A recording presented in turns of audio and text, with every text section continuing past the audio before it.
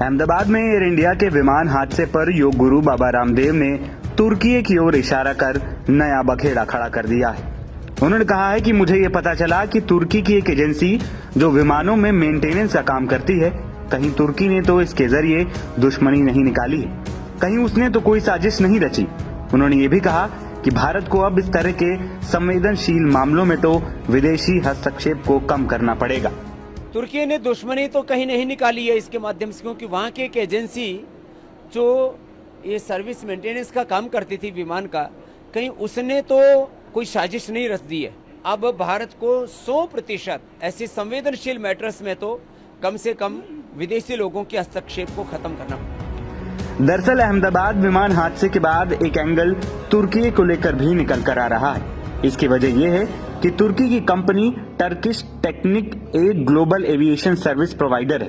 भारत में भी कुछ एयरलाइंस इस कंपनी की क्लाइंट हैं। इनमें एयर इंडिया और इंडिगो भी शामिल है। इसीलिए बाबा रामदेव ने ऐसा सवाल उठाया। लेकिन ऑपरेशन सिंदूर के बाद तुर्की ने जिस तरह से पाकिस्तान का साथ दिया था, उसके बाद भारत ने उसका बॉयकॉट शुरू कर दिया और एयर इंडिया ने भी टर्किश टेक्नीशियन के साथ अपने करार को खत्म कर लिया था।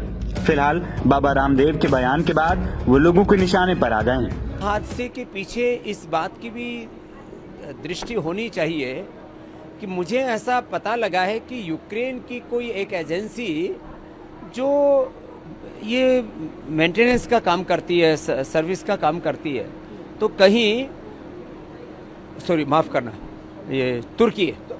मुझे ये एविएशन सेक्टर के ऊपर भारत को और नजर रखनी पड़ेगी। तुर्की ने दुश्मनी तो कहीं नहीं निकाली है इसके माध्यम से, क्योंकि वहाँ की एक एजेंसी जो ये सर्विस मेंटेनेंस का काम करती थी विमान का, कहीं उसने तो कोई साजिश नहीं रच दी है। उसका कॉन्ट्रैक्ट महाराष्ट्र से 2 महीने पहले ही कैंसिल कर दिया गया था। 2 महीने का उसके पास और टेन्योर था कि वो अपने इसलिए अब भारत को 100% ऐसे संवेदनशील मैटर्स में तो कम से कम विदेशी लोगों के हस्तक्षेप को खत्म करना पड़ा। आपको बता दें कि गुरुवार के दिन दोपहर 1:39 पर एयर इंडिया विमान AI-171 उड़ान भरने के चंद सेकंड बाद ही क्रैश कर गया, जिसमें अब तक 264 लोगों की मौत हो चुकी है, जबकि कई लोग घायल बताए जा रहे हैं, जिनका अस्पताल में इलाज जारी है। इस हादसे के बाद पूरी दुनिया में इसको लेकर चर्चा हो रही है और हादसे को लेकर भारत की एजेंसियां जांच में जुट गई हैं कि आखिर ये पता लगाया जा सके कि यह हादसा कैसे हुआ।